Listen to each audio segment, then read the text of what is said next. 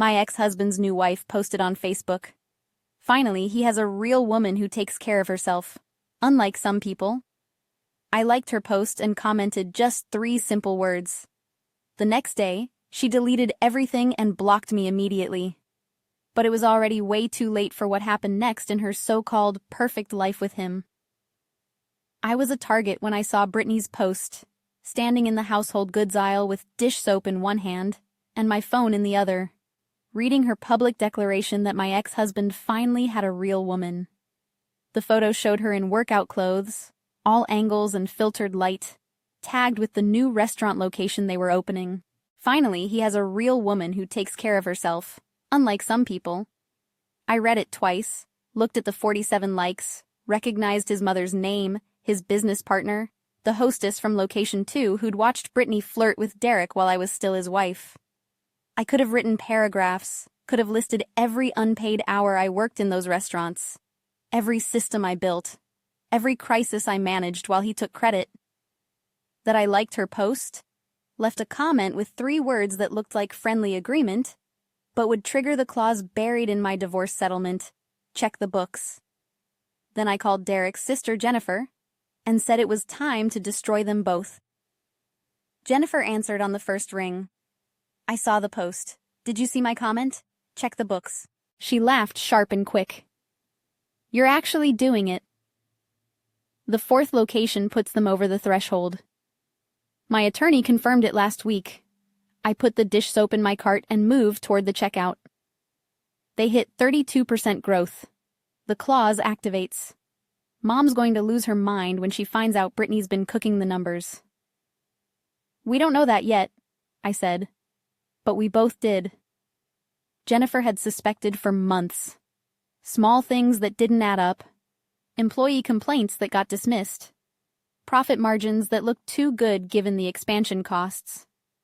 The audit will find whatever's there. When are you filing? Tomorrow morning. Settlement enforcement. Business valuation dispute. Request for forensic accounting. It'll take them completely by surprise. Jennifer was quiet for a moment. You know, this is going to get ugly. It's been ugly since Derek brought her to Christmas dinner while our divorce was still being finalized. I got in line behind a woman with 2 screaming toddlers. I'm done being the one who stays quiet to keep the peace. Good. I'll start putting together my presentation for the board meeting. Once your audit request goes through, Dad will have to call an emergency session. That's when I hit them with everything. We hung up. I paid for my stuff, drove home to my apartment that was smaller than the house I'd lived in, but entirely mine, and opened my laptop. The divorce settlement was saved in a folder labeled Legal Documents. I'd read it so many times I had sections memorized, but I went to page 47 anyway. Subsection 12, paragraph 3.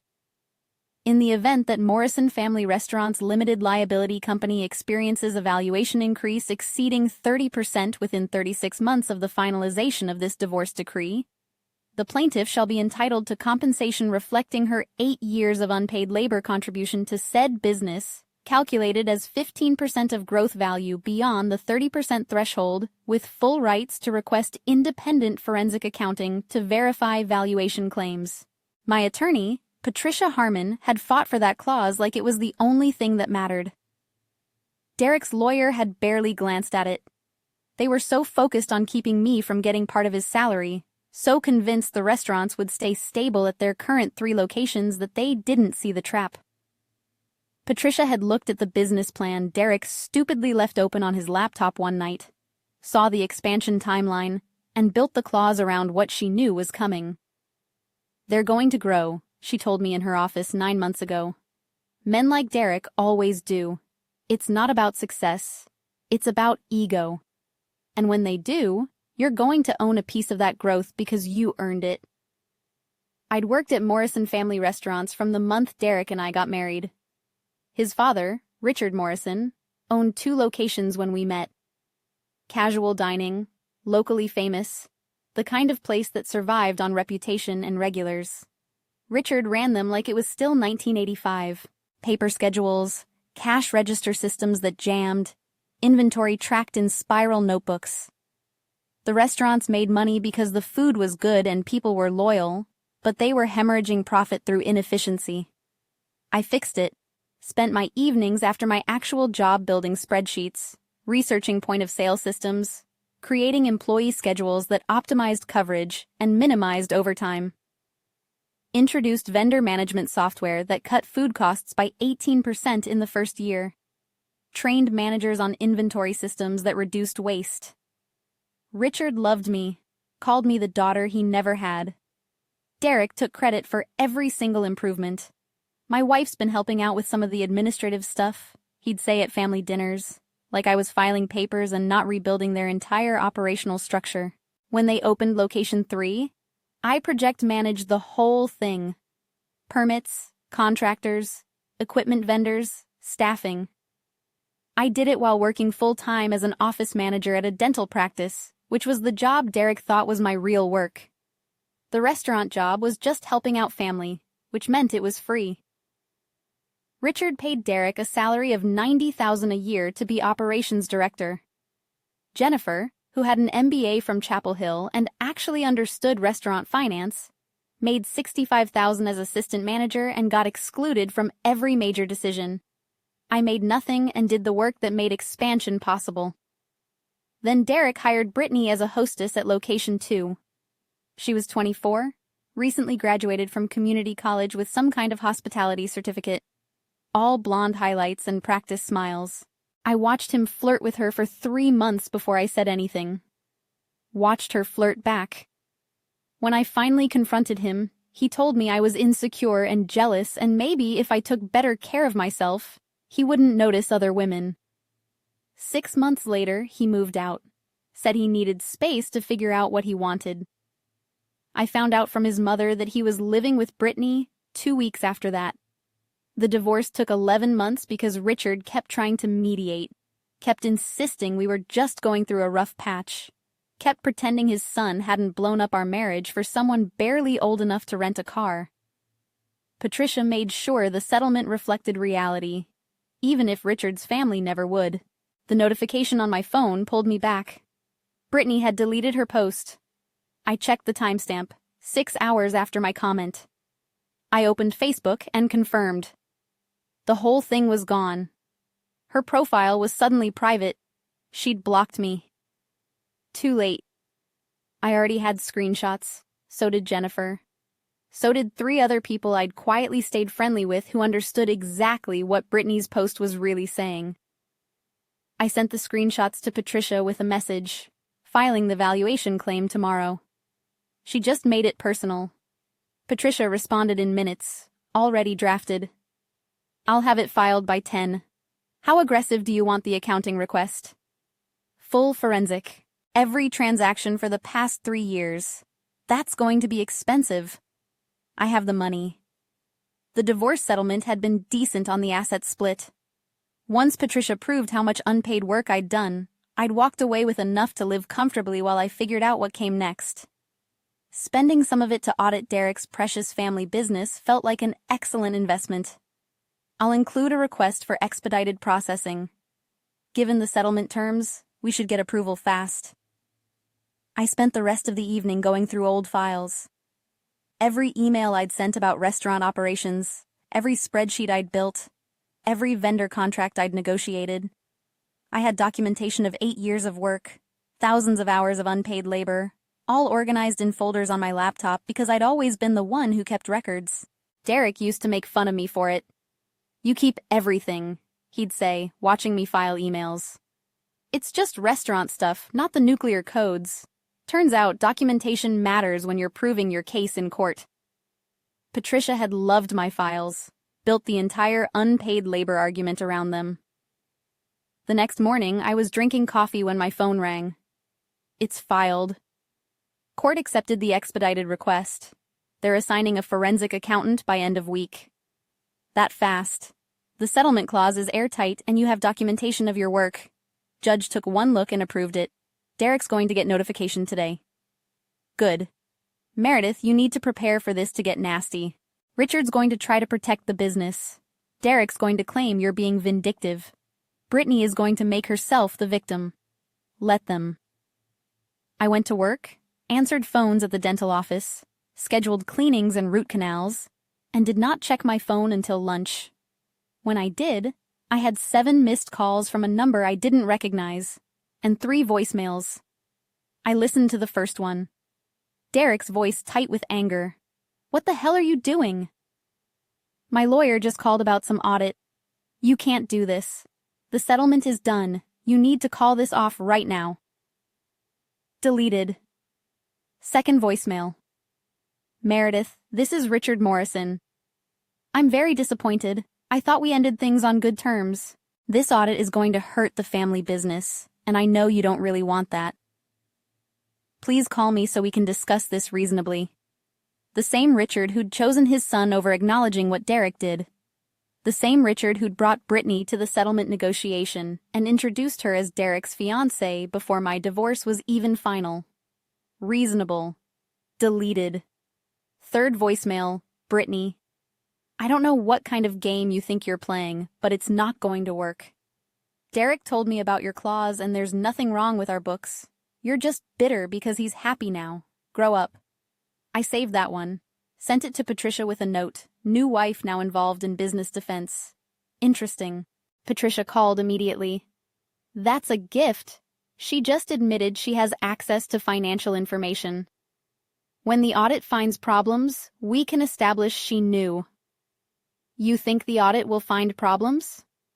Meredith, a 26-year-old with a hospitality certificate, has been running marketing for a business that expanded 3 locations in 2 years. The profit margins they reported last quarter were exceptional, almost too exceptional. Patricia paused. "Jennifer sent me some preliminary concerns yesterday. Employee complaints about profit-sharing distributions, vendor contracts that don't match purchase orders. Small things, but they form a pattern." "What kind of pattern?" "The kind that suggests someone's been creative with the accounting." The forensic accountant was a woman named Linda Thornton. She had gray hair cut short, glasses on a chain, and the energy of someone who'd seen every financial trick in the book and was mildly annoyed by all of them. She met with me and Patricia the following week in Patricia's office. "I've reviewed the initial documents," Linda said, spreading folders across the conference table. "The business valuation is definitely over your threshold. Closer to 38% growth. Actually, you're entitled to compensation." But I heard it in her voice. "But some of the numbers don't reconcile. Your settlement requires me to verify the valuation, which means auditing their financials. I've found discrepancies in the marketing budget, the vendor payments, and the profit-sharing distributions to employees." "How bad?" Linda looked at Patricia, then at me. "Bad enough that I'm legally obligated to report it if I confirm what I suspect. We're not talking about sloppy bookkeeping. This looks intentional. Embezzlement. Potentially, someone's been creating fake vendor accounts and paying invoices to companies that don't exist. The money gets deposited in accounts I'm still tracing, but it's not going to Morrison Family Restaurants operations." Linda pulled out a spreadsheet. "It started small about 18 months ago, 500 here, 1,000 there, but it escalated. In the last 6 months, we're looking at about $60,000 redirected." I did the math in my head. 18 months ago, right when Brittany got promoted from hostess to marketing director, right when Derek gave her access to the vendor payment system. "Can you prove who did it?" "I can prove who approved the payments. Every fake invoice has an approval signature. Digital, but traceable." Linda tapped the spreadsheet. "Brittany Crawford, your ex-husband's current wife." Patricia leaned back in her chair. "Well, this just became a criminal matter." The audit took 3 more weeks. Linda was meticulous, tracking every suspicious payment, cross-referencing vendor registrations, documenting the fake companies Brittany had created, shell corporations registered to P.O. boxes, bank accounts in Brittany's maiden name, invoices for marketing services that were never performed. Jennifer started going to the restaurant locations quietly, talking to employees, gathering complaints, documenting the profit-sharing issues. Turned out Brittany had been skimming from the employee profit pool too, redirecting funds into her marketing budget where she could then siphon them into her fake vendor accounts.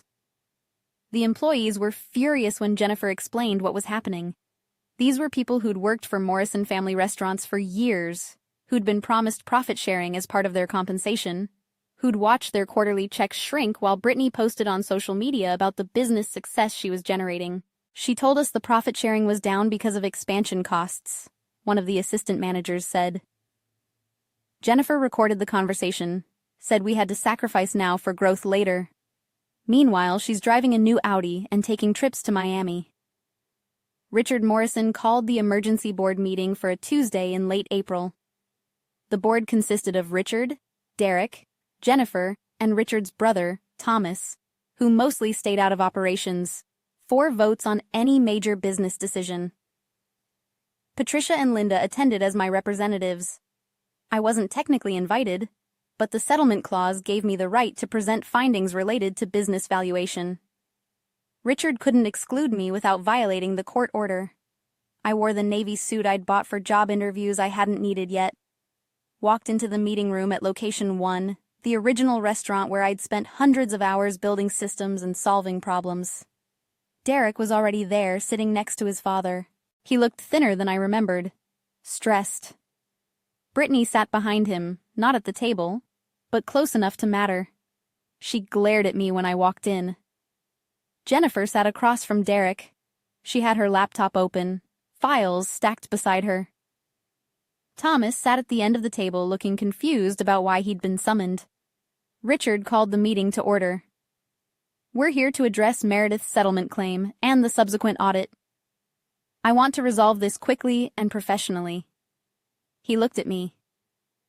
Meredith, I hope you understand this audit has been disruptive to our operations. I understand the audit found significant problems with your operations, I said. Linda opened her briefcase. Mr. Morrison, I'm Linda Thornton, the forensic accountant hired to verify business valuation for settlement purposes. I've completed my analysis. She distributed copies of her report. The business has indeed experienced 38% growth, entitling Miss Patterson to compensation under her settlement terms. However, during the verification process, I discovered evidence of financial fraud. Derek's head snapped up. What? Over the past 18 months, approximately $147,000 has been diverted from Morrison family restaurants through fake vendor accounts and fraudulent invoicing. The payments were approved by your marketing director, Brittany Crawford. Brittany stood up. That's insane. I approved legitimate vendor payments. This is clearly a setup because she, pointing at me, can't handle that. Derek moved on. Linda didn't even look at her. I have documentation of shell corporations registered to your maiden name, bank records showing deposits matching the fraudulent invoice amounts, email chains where you created false paper trails for services never rendered. She slid another document across the table. You also diverted $62,000 from employee profit-sharing funds into your marketing budget before siphoning it to your personal accounts. The room went silent. Richard was staring at the report like it was written in a foreign language. Thomas was reading with his mouth slightly open. Derek was looking at Brittany, something dawning in his expression. Jennifer spoke for the first time.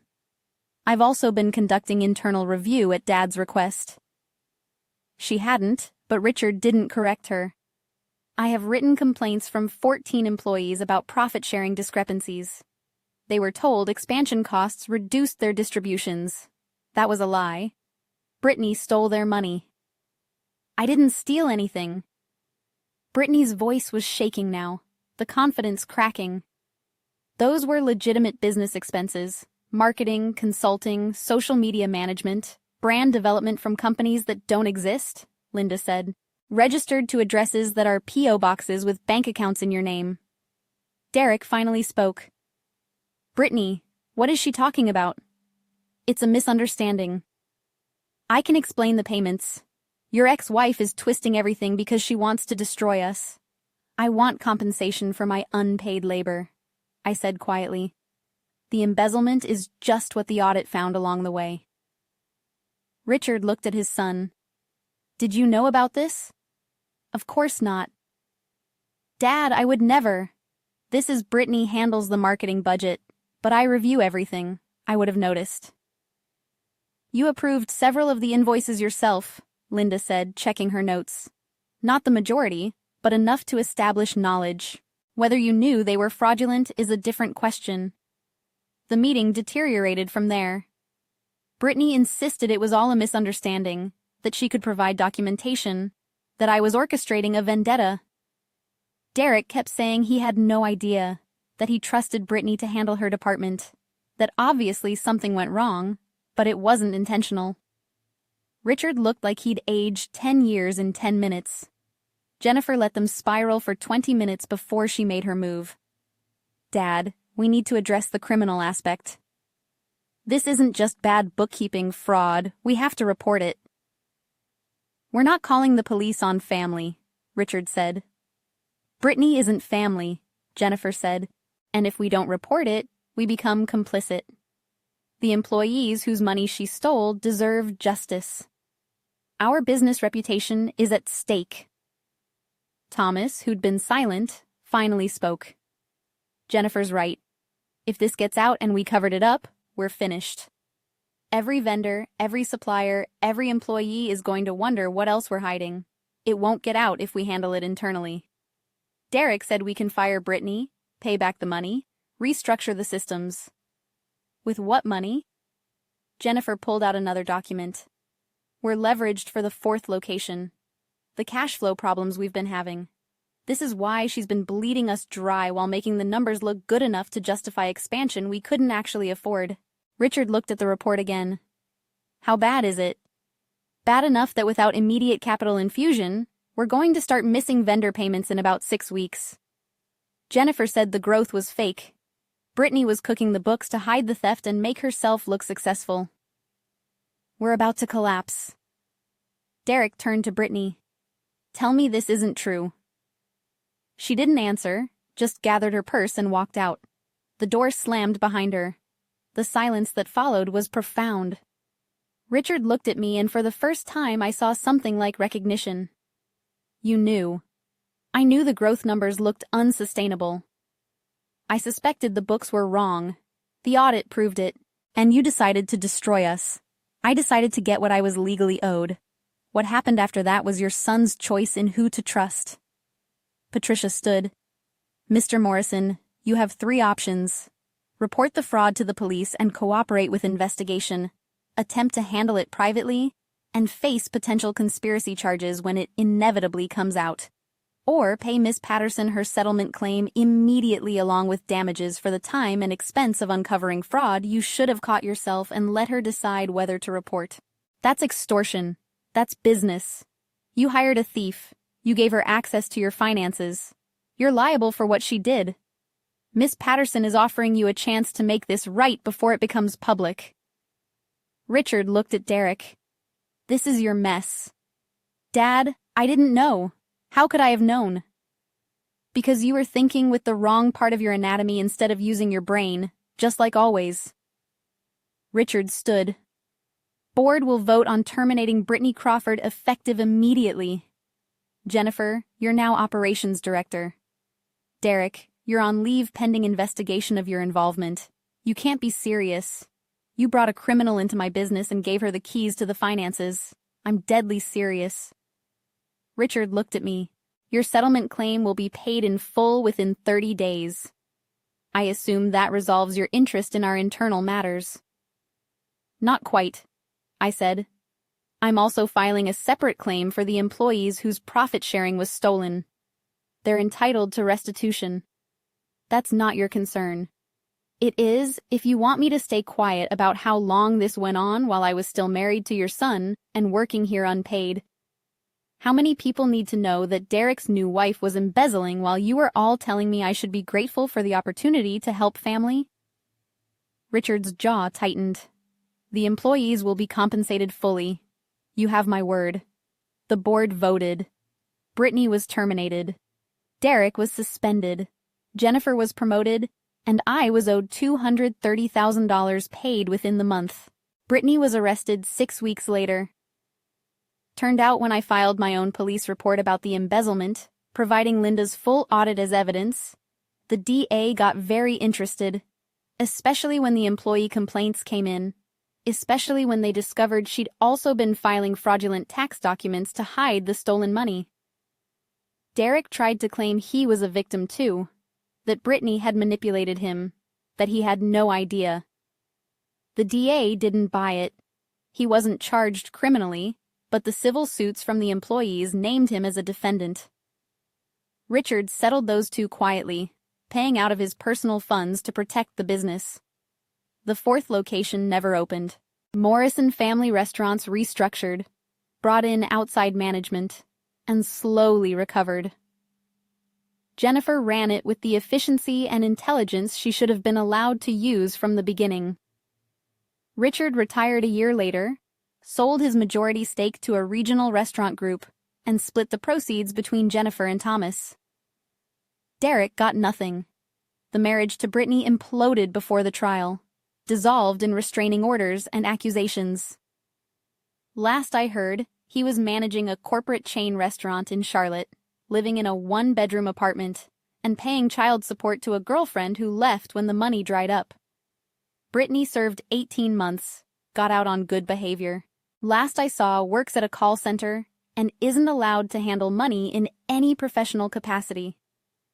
I took my settlement money and bought a small cafe in Asheville. Nothing fancy, just good coffee and pastries and a quiet space.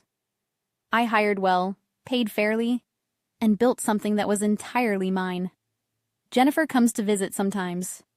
We laugh about the fact that my 3-word Facebook comment triggered the destruction of everything Derek thought he'd built.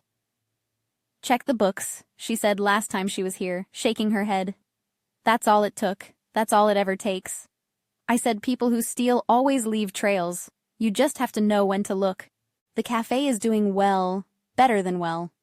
I might open a second location next year, but only if the numbers actually support it. Only if I build it the right way. I never did respond to Brittany's post with anything else, didn't need to. Those 3 words did exactly what I intended, made her paranoid enough to spiral, confident enough to think she was untouchable, and visible enough that when everything fell apart, everyone knew why. Sometimes revenge isn't about burning it all down yourself. Sometimes it's about lighting a match and watching them realize they built everything on gasoline. This story of patient, calculated justice made your heart race. Hit that like button right now. Subscribe for more tales of people who played the long game and won completely. Sometimes the quietest move destroys the loudest enemy. Sometimes 3 words are enough to burn down an empire built on lies. That satisfaction you're feeling, there's more where that came from.